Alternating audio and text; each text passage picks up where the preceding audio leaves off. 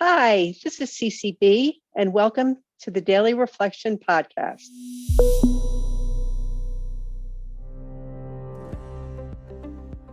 I couldn't drink. I couldn't just have one drink. I had to drink and drink and drink until I couldn't drink anymore. I thought it was fun. It was a badge of honor to pass out. I feel such peace when I can say, I've done the best I can, and that's good enough for me.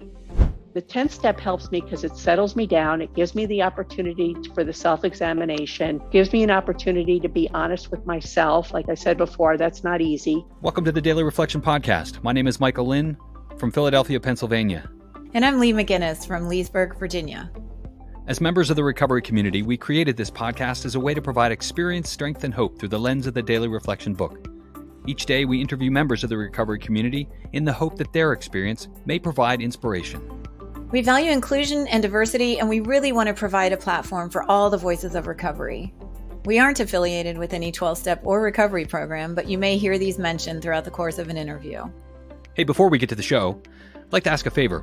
If you're listening on Apple Podcasts, it'd be great if you could leave us a comment or a rating. This is going to do a couple of things. It's going to help us expand our reach and improve the show. We hope you enjoyed this episode. Welcome, Ceci. Welcome to the podcast. It's great to have you on the show once again. Thanks, Mike. Thanks, Lee. I love being here. And today we are looking at the daily reflection for April 20th, which is self-examination. Ceci, do you want to get us started and read the daily reflection? Absolutely. Self-examination. We ask God to direct our thinking, especially asking that it be divorced from self-pity, dishonest, or self-seeking motives. That's from the Big Book, page 86. When said sincerely, this prayer teaches me to be truly unselfish and humble. For even in doing good deeds, I often use to seek approval and glory for myself. By examining my motives in all that I do, I can be of service to God and others, helping them do what they want to do. When I put God in charge of my thinking, much needless worry is eliminated, and I believe He guides me throughout the day. When I eliminate thoughts of self-pity, dishonesty, and self-centeredness, as soon as they enter my mind, I find peace with God, my neighbor, and myself. I feel peaceful just listening to you read that. Why don't we start, let's maybe follow the formula, what it was like, what happened, and what it's like now, just to keep us in a little bit of an order maybe. And, what was your life like before you got sober? Sure. I was filled with self-pity. I was dishonest, and I was self-seeking. I mean, it says it right here in the book. That was me. When I did something nice, it was usually for my own good. What could I get out of this? I was manipulative, and I thought of myself first and only. The word humility never entered into my vocabulary. It wasn't something I understood. It wasn't something I grasped, and it was probably not something I really wanted. So things have changed. Do you think you knew that you were the opposite of those things, or like? I do think I knew. And I think that's why I finally hit a bottom, because I was able to say, this is no good. I can't be like this. So there obviously was something in my mind that was better. I saw people who acted in ways that I wanted to act. And I certainly wasn't acting that way. I wasn't doing esteemable things. I had a higher power in essence. I didn't know it, but it was that whole concept that there was something better out there than the way I was living, and I could do it differently. But I had to hit a bottom to get to that point where I could accept it, because for so long, I ran my own show. You expressed some of the things that are mentioned in the daily reflection, and lack of humility, and these certainly seem to be in common with many alcoholics, many people that find themselves in the program of recovery. I know they're not unique, but why do you think that these things are so prevalent? Why are there so many, I'll call them character defects, but so common amongst the folks that find themselves in recovery? It's funny you should say that, because I often laugh with my sponsees, and we could be very different. Many of us are, but we have the same character defects. It's like, okay, here are the 4 character defects. Which one do you have today? I think that alcohol is a symptom. I have a lot of isms, And I know other people in the program have spoken about their isms. I knew a man who used to say that he was cross addicted. Hi, I'm Mike, I'm cross addicted, was what he would say. And that always made me laugh. The point I'm trying to make is that because alcohol is a symptom, we're all suffering a soul sickness, I think. We're at a point in our lives where we're just consumed with self. I'll speak for myself. I was consumed with self. And whether that is a result of my upbringing, whether it's a result of the environment, maybe it's a result of my genetic makeup, I don't know. I don't care. I know that I was in a miserable place and that as a result, I was fearful, I was dishonest, I was self-seeking, I was self-centered. I think those were all ways for me to fill a hole. And alcohol was right there with it. So I'm not sure I answered that, but it's the kind of thing that I think we all share that same soul sickness. I do too. How old were you when you came into recovery? I was 30, I was 32, because I'll celebrate 30 years this year. Wow. And what was your bottom like? You mentioned that a couple times. So what did that look like? I had stopped drinking for a number of years before I came into AA. My drinking had gotten out of hand. I found that it used to be fun to drink. I felt so relaxed when I drank. It was like, this is great. I'm the prettiest person in the room. I'm the smartest person. I'm the funniest person. And then that started to turn around a little bit. And I wasn't so smart. I wasn't so funny. I wasn't so pretty. I was miserable. And so many of my friends who I had gone out and had fun with, they started to settle down and grow up essentially. And I wasn't there. And I didn't want to be there. I couldn't understand what had happened to them. Life had happened to them and life was passing me by. I stopped drinking because one night I was walking home after a party and I had been drinking and drinking and drinking and I couldn't get drunk. I couldn't get rid of the pain. I wasn't having fun. I walked home. I lived in New York City. The party was way down on the lower west side, like near the West Side Highway. And I thought, I think I'm going to walk home. And I lived on way uptown. So I walked through a terrible neighborhood. And the thought that went through my mind, and I remember it like it was yesterday, was I hope someone rapes and kills me because I don't want to go on anymore.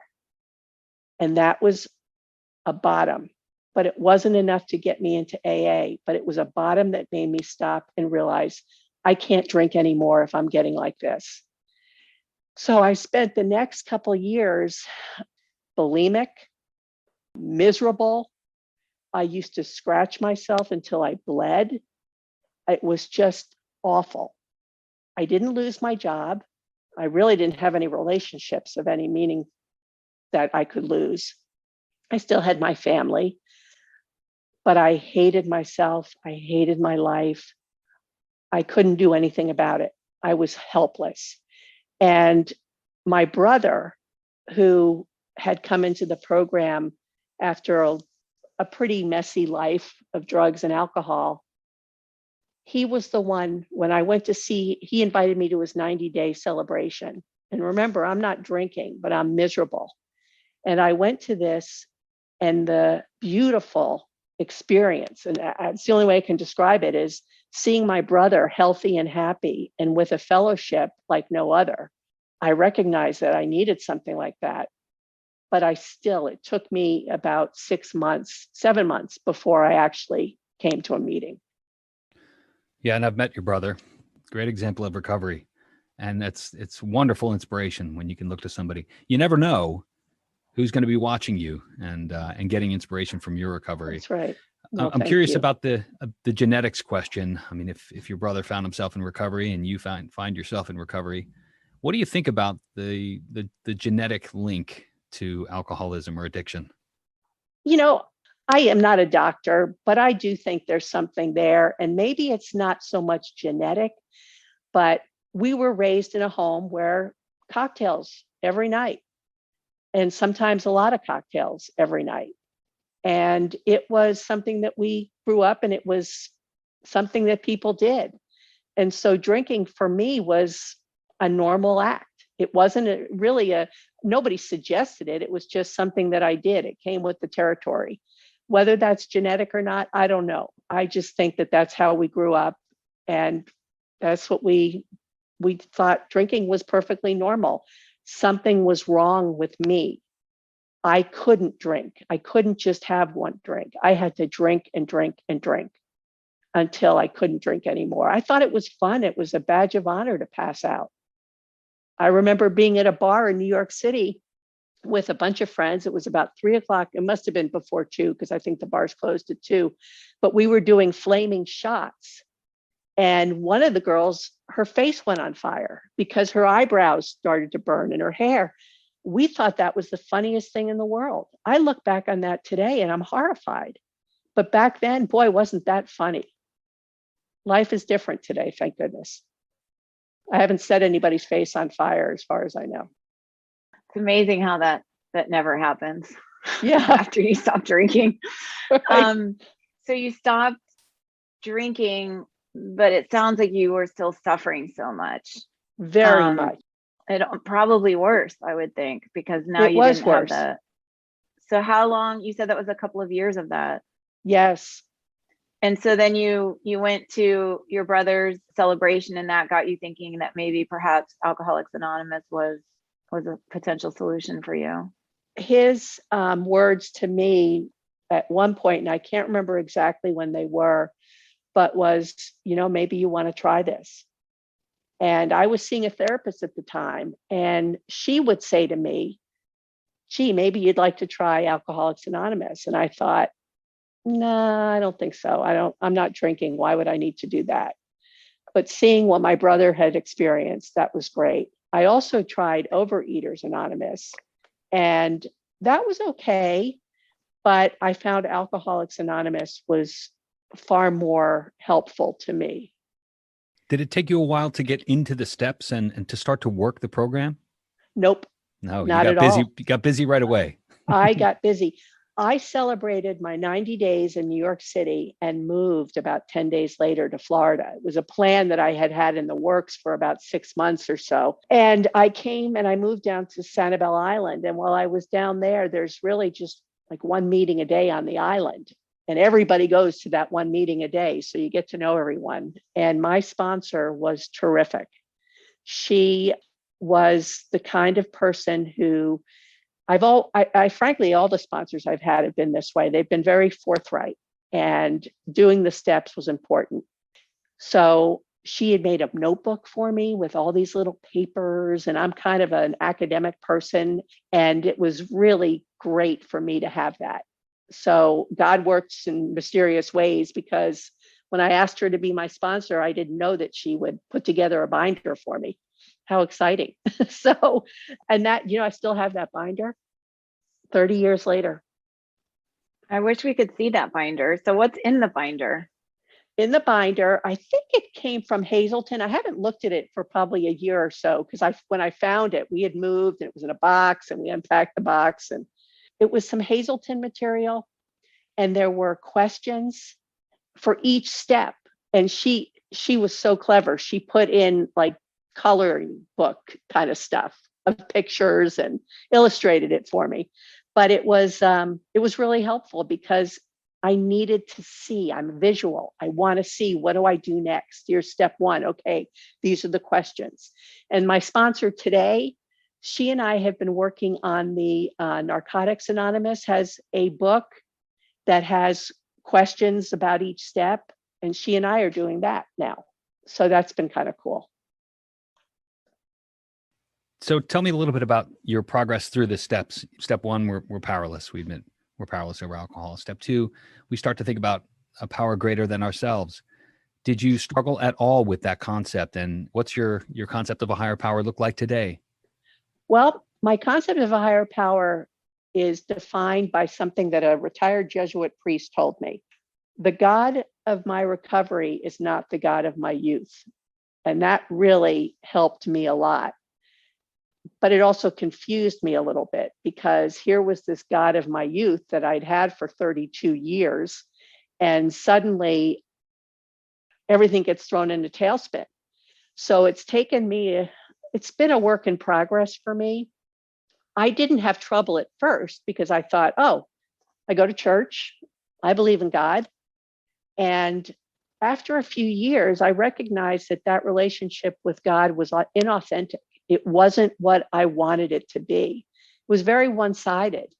I used to go to church and wonder about where to sit, who would see me, what am I wearing? That's crazy talk, but that's how I was. And when I finally recognized that, and I'd been in the program for a number of years, I finally realized that wasn't what I wanted. That's not the relationship I want to have with a higher power. And today it's a lot different. I don't have to go to mass every day and say the rosary. And some people do, and God bless them, that's great. If it works for you, do it. But that wasn't working for me. So today I have a very simple prayer that I start with every morning. And it's this: God, I promise I will try to do your will today. Simple, period, end of sentence. And that's what keeps me going. And I can think of that prayer throughout the day. And it's easy to remember. It's exactly what I needed to say. My prayer life today is simple. I think when I was here last time, I read you all of the poem from Mary Oliver, that my prayers are like weeds in a vacant lot sometimes, but they still work. And my higher power to me today it's kind of a concept that's nebulous to me. I don't see a man with a beard and flowing robes today. I think of my higher power as the greater good. There is a greater good in the world. And I said it before, I knew there was something better than me. There's a higher power and it's not me. And it took me a while to understand that. And today I know that my higher power is with me all the time. I just have to seek it. It's beautiful. And I love the fact that Alcoholics Anonymous as a program allows us to do this however we want with regard to figuring out, letting it unfold for us who that higher power is, and then how we're going to communicate with it. And it really doesn't matter what we do. But, just thinking about this particular topic is finding a power greater than myself that I can rely on for ongoing recovery. What would you tell a newcomer who may be struggling with that piece right now? Where would you start? It would be important to find out that person has as a higher power, because everybody can have a different concept. Everybody's starting at a different place. And I think it's important for me, if I were to meet someone, I would try to understand that with that person, not in a judgmental way, but in more, tell me a little bit about that. What are your feelings? And from there, letting this person know that a higher power is just something better than you are. And that's it. It's simple. Whether it's a God, whether it's the fellowship, whether it's the expression good orderly direction, it's there for all of us. And to believe that is important, but more important is to have trust in it. I have faith, but do I trust? Sometimes I trust more than others. And I think that is important to say to a newcomer. You don't have to have it all together right now, but just pay attention, be open. And that's what's really important, to be open. I still have to be open. And I've been here for almost 30 years. I still have to approach my days with being open-minded. Some days I don't want to be. I really don't. But I know today I'll feel better if I do. But I do go kicking and screaming sometimes. The concept of a higher power is one thing, and I love that. It was essential for me. I'm curious about when you made that transition and what you consider to be your spiritual experience. Was it a white light experience like some people describe, or was it more educational? It was not a white light. And I was so angry about that because I thought, man, that'd be so much easier. It's been gradual. It's taken me a while. I've had experiences in my life that have been very difficult since I've been in sobriety. And we lost a child. And to lose a child is devastating. But I got through it. I was in recovery. It happened in 2002. So I had about 11 years of sobriety. And had it not been for the program and going to meetings every day, and I had dear friends who, we had a daughter at the time who was 4, and my friends would take her every day so I could go to a meeting. And what a gift that was. And it got me through a very difficult time because we knew the baby was going to die. So I had 6 months of that knowledge. And it was a difficult time, but I got through it. I got through it by listening to people in the program who had suffered their own losses, and also people in the program who would speak about gratitude. And it helped me to recognize the things I could be grateful for. My spiritual experience happens when I'm grateful. When I make a list and I look at the things I'm grateful for, that's a spiritual experience for me. It is every single day, because I can look at something and say, boy, that sucks. Or I can look at it and say, you know what? It's going to be okay. And everything turns out okay. It really, truly does. You know, I told Lee, I have a lung tumor right now, but I've got great doctors. I've got supportive friends and family. Life is going on just perfectly fine. And I've got a great prognosis, and I'm going to go forward with that. And I feel really good about it. I talk to my sponsor nearly every day. She questions me all the time. Do you have any fears? What's going on? I truly don't have any fears. And maybe that'll change. But right now, I'm going to live in the moment, take it one day at a time, because that's what I've heard from people in the program. And that's what got us through the loss of our daughter, living one day at a time. We spent every day at the beach that summer.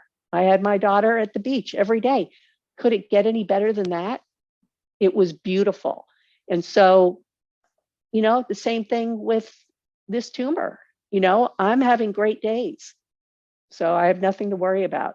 That's gratitude, and that's a spiritual experience, pure and simple. That's a beautiful share. And just so sorry about your loss. Thank you for sharing, trusting us with that. I know for a fact that this attitude that you're talking about is the attitude that you have, because I've checked in on you. Yes, and you you have. always have. You've always had this just such a positive attitude around this situation that you're facing right now. And I have no doubt that you're going to come through it with flying colors, because I really believe that attitude is probably 90% of it. Well, thank you. See, friends like you, I mean, I'm grateful for you. There's nothing better than that. Yep, I agree. And recovery brought us, brings us all 3 of us together here as a That's result right. of, having a devastating illness that brings us into a beautiful place. And so I love that the spiritual experience doesn't necessarily have to be this top of the mountaintop thing, but can be just an uncovering of gift after gift after gift after gift, and That's right. amidst difficult circumstances. So let's move a little bit into the third step, a little more into the third step, if we can. You're talking a lot about a higher power. So what does it look like to, begin to turn one's will and life over to the care of that, whatever it is? And I know, like, early on in recovery, we don't really know how to do that. We know we've made a decision to do it, but we don't know how to do it. I think that's one of those things that you don't know it until you try it. Because yeah, I can turn things over to God, but then when the rubber meets the road, do I do it? Sometimes, as I said earlier, kicking and screaming. I don't want to let it go, but that's when I don't have trust. Because if I don't have trust that a higher power has my back, I'm not going to let things go very easily, because I'm going to be afraid that my higher power is going to take something I want or not let me get something I want. And that's what I think it's in the 7th step in this 12 and 12, where it talks about that. We have a fear of losing what we have. We have a fear of not getting what we want. And that ultimately is what drives my train. Because if I trust that God's got my back, it's going to go a lot better, and I can turn things over. And sometimes it's so easy. And sometimes, as I said, I struggle. But I know that when I turn it over, it's like the reading said, it's so much easier when we turn these things over. I feel such peace when I can say, I've done the best I can, And that's good enough for me.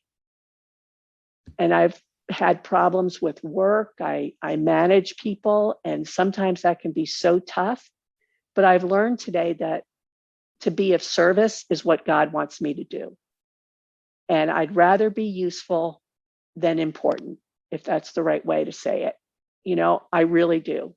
Today, it's like with the reading where it said, I would seek approval and glory for myself. Today, I know I have to be of service. And that's a lot different than the person I was 30 years ago. It's a lot different than the person I was probably 20 years ago, 10 years ago. It's a work in progress. And that's because I have more trust in a higher power today to turn things over. I know I'm going to be okay. I know it's okay to admit my mistakes and take responsibility for things I've done wrong. I'm not afraid of doing that now. Yeah, and I think that takes practice. I need to do that on a regular basis. And when I do that, I get out of myself, I get into service, I build some self-esteem, and it becomes easier the next time. Yes. So maybe talk to the newcomers and folks that are just getting into this program. How do you get in service today? Service is so wonderful. Service is showing up at a meeting. Service is saying hello to some newcomer, remembering that person's name so that when you see the person again, hi, how you doing? It's nice to see you back. Service is difficult on Zoom in some ways because you can't empty ashtrays. Well, I don't think anybody smokes anymore in meetings, but they should put ashtrays out anyway, just so people have something to do. I think for me on Zoom, it's offering to host a meeting. It's reaching out to others. I go to a Zoom meeting every morning at 7. That's just been tremendous through this whole pandemic.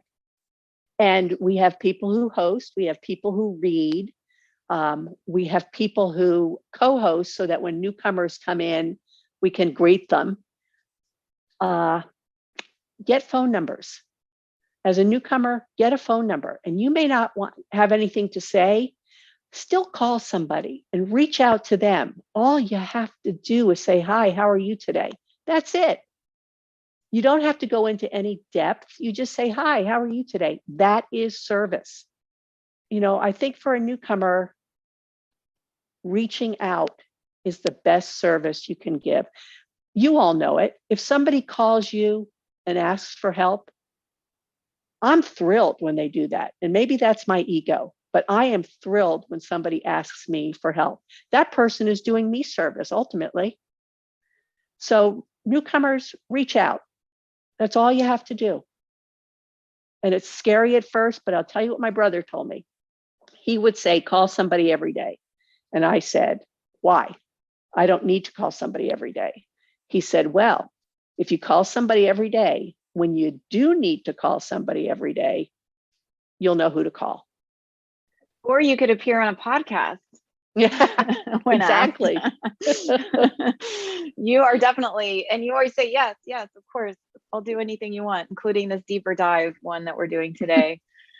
So I'm thinking about just, what you're talking about, how you don't really have to ask a lot or say a lot. It's just the act of reaching out and making the call. And I think it goes both ways, right? So if you're new and you need to ask for help, or even if you're maybe still new or not as new and you're making calls to check on people, it seems like there's a mystical component to this thing where if we just show up and make the move, we are better. It's kind of magical. If I reach out and talk to somebody, even if I'm disturbed or something, like I'm just going to feel better by just the act of being of service, whether it's emptying an ashtray or making a call or whatever it is. And that's something that I can never really quite explain, but it just works that way.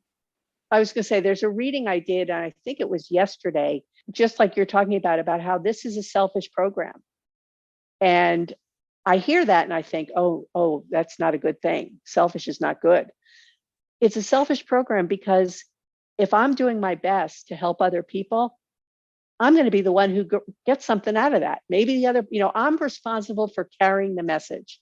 I'm not responsible for somebody else receiving it. But by me carrying the message, I'm drilling it into my own head. So I don't know if that was what you were getting at, but it's important to reach out because you're helping somebody and you're helping yourself. Yeah, I think I was. It's like a win-win. I mean, Yeah. it's regardless of the motive, because I know in the beginning when I was in early recovery, I was kind of being of service to be a good AAer and to get an A.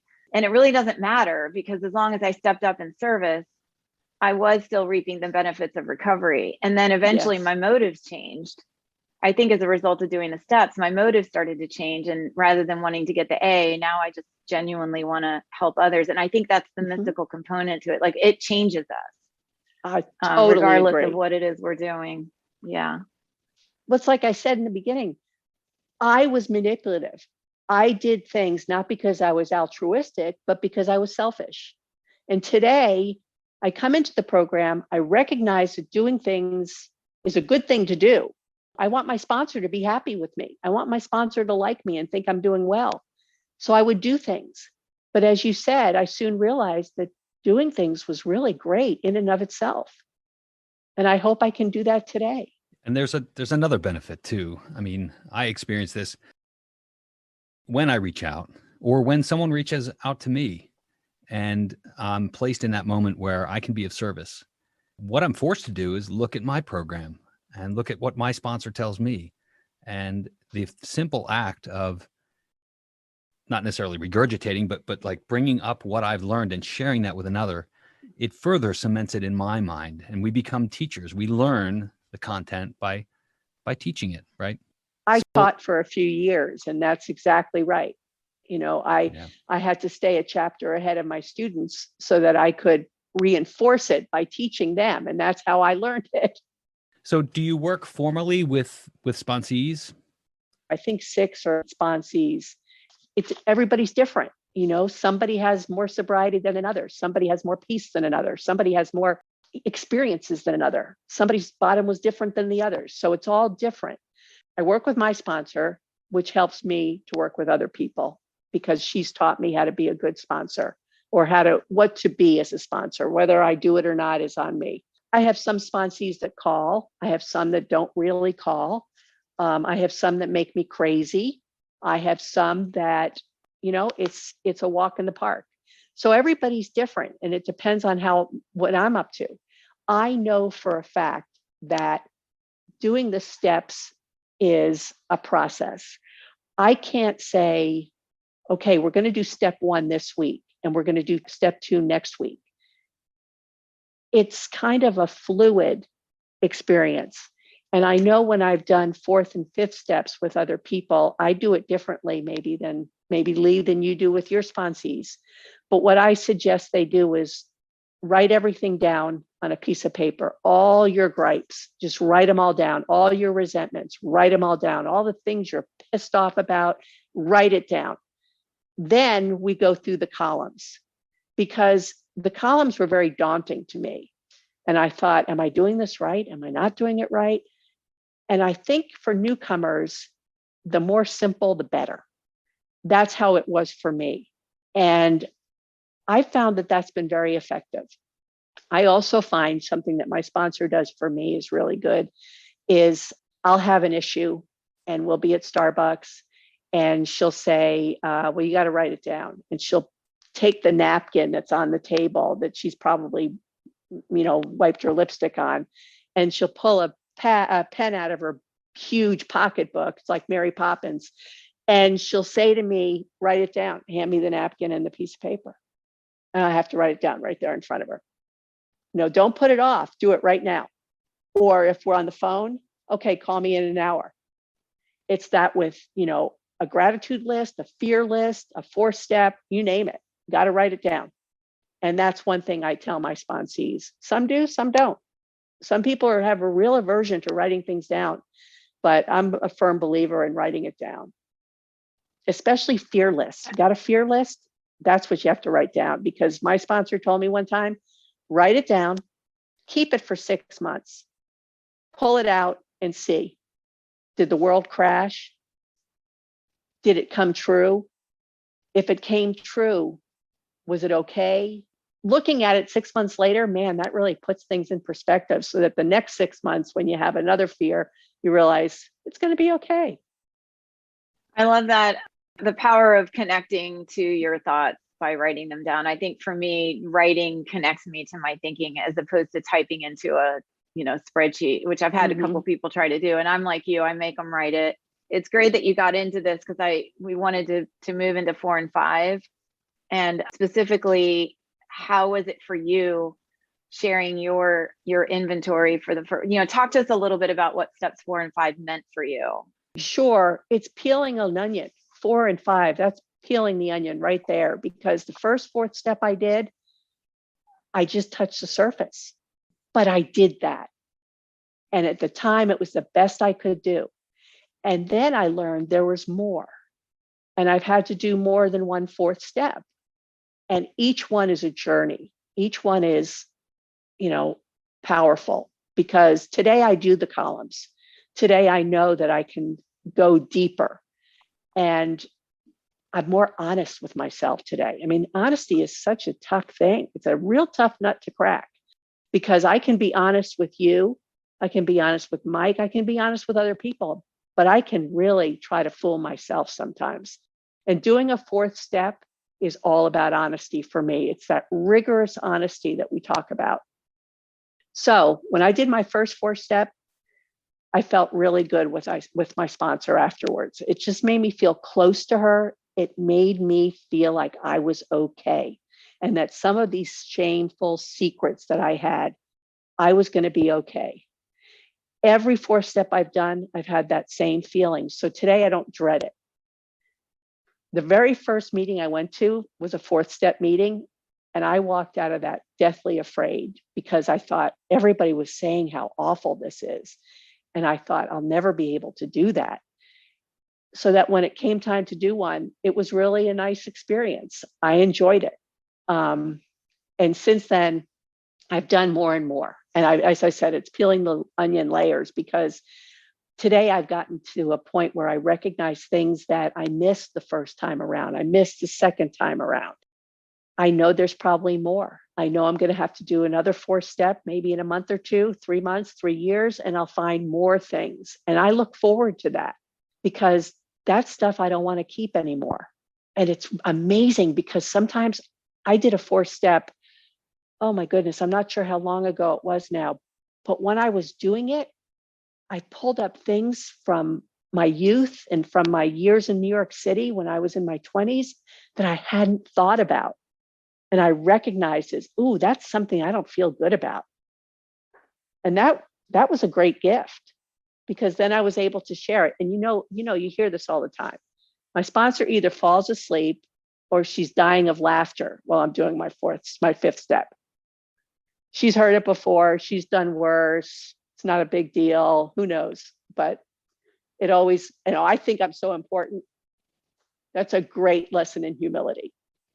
And it's just on one thing. It's not that big a deal. We got to get to it however we can. And if a 4th step is what we need, then by God, do it.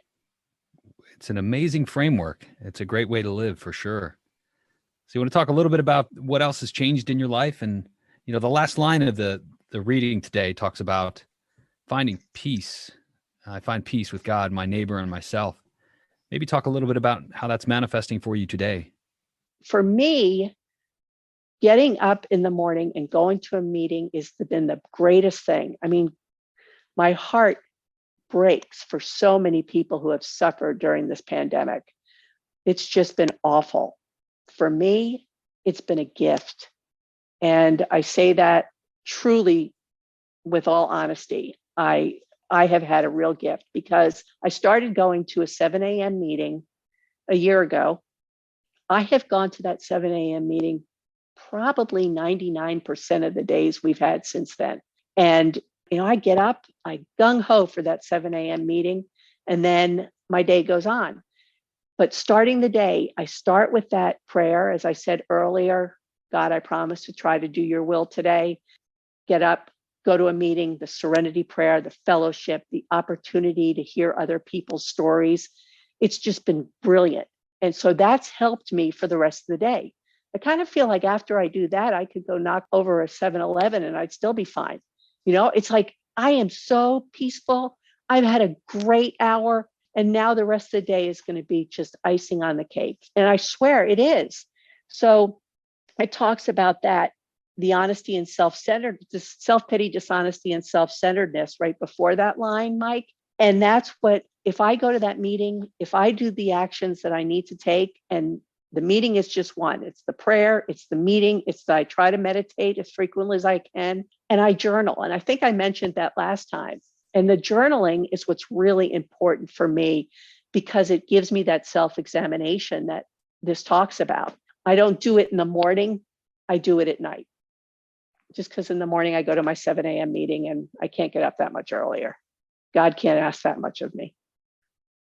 I love that. So we're talking a little bit about morning routine, and which, can lead us. We kind of skipped a little bit over steps 8 and 9, but I do want to, and we're going to run out of time. So I want to make sure we get into 10, 11, and 12, because it sounds like as you're talking about that mini inventory, you're kind of doing a 10-step sort of along the way. Oh. It seems like, because it does say in the book, on the 10th step, we continue to watch for selfishness, self-pity, etc. And as I really process that, it's like continue means continue all the time. It's not, and when I was new, I was told to do my 10th step at the end of the day and to take 5 minutes and do it. But as I read the book, it says continue to watch for these things. Yes. And so as we see them creep up, the next step is to take a look at them and do the mini inventory, and then maybe talk to somebody, and then make an amends if we need, and ask God, to direct us. And so, Yes. how does your 10, 11 step practice look? Okay, so 10 is doing that journaling every night, because I ask myself, was I fearful? Was I resentful? Was I dishonest? Was I self-centered? I go through that litany because it helps me to know, was I? And then there are times when I say, hey, I did okay. I handled that situation pretty well, but I write it down and it commits me to memory. I also read every day. And the readings, I find something that really connects with me. And it's usually something about my higher power, or how to grow spiritually, how to have a better spiritual life. Those are things that I want to do. So I'll do something, it'll strike me, I'll write about it. And that's where my prayer comes in, because I start, like the books will talk about, there's certain prayers with every step. There are certain prayers that really help me. And sometimes I have to just stop and think about them. I don't want to say, God grant me the serenity, blah, blah, blah, blah, blah, blah, blah. I want to think it through. And that's where the 10th step helps me, because it settles me down. It gives me the opportunity for the self-examination, gives me an opportunity to be honest with myself. Like I said before, that's not easy. And then it gives me an opportunity to know what I need help with. And that's what I can ask my higher power. I seek a higher power. I don't always have it, but I seek it. And that's where the 11th step works for me. And then when I've done that, I can be of service to other people. I can get out of myself. I can think about, well, this isn't all about Ceci today. This is about my husband or my daughter or my friend, people I work with. I bristle sometimes because I don't want to do something, but then I stop and I think, this isn't about me. Maybe I can help somebody else right now. So that's where 10, 11, and 12, they all kind of follow right after each other, as they do with the steps, they do in my life. The finishing steps. Yes. Beautiful. Well, Ceci, we're just about to wrap. I want to thank you for joining us today. Is there anything else you'd like to share with the audience? I want to read something, if I may. Absolutely. It's real quick. Sure thing. It's from As Bill Sees It. And it was something that reminded me of today's reading. And it says, often as I review each day, only the closest scrutiny will reveal what our true motives were. The temptation here is to imagine that I had good motives and reasons when I really hadn't. And that's where I think we all have to go sometimes, to that place of rigorous honesty to say, what are my motives today? What am I trying to do? And if I ask myself that question, I can get to the answer I want. I can do the estimable things that I'd like to do. Beautiful. I love that. I'm so glad you read it for us. And I'm so glad you said yes to this. Well, thank you for asking. Beautiful experience. And just want to say a quick prayer in your presence that all goes well over the next few days. for you. And It I have will. no doubt. I It know will. it will. Love you. Thank you for coming. Love you too. And Ed said he'll give you a text or a call on Friday. Excellent. That's what we need. Just need to know Okay. you're good. I'm good. Good stuff. Thank you guys. If you need anything, let me know. Okay. Thank you, Ceci. Of course. Thank you, Okay. Ceci. Thanks so much for listening. If you want to find us online, you can follow us on Facebook at facebook.com/groups/Daily Reflection Podcast. You can find us on Twitter at Daily Reflector. You can read stories of recovery from our community at blog.dailyreflectionpodcast.com. Please don't forget to give us a rating on your podcast app. We greatly appreciate it. Have a great day.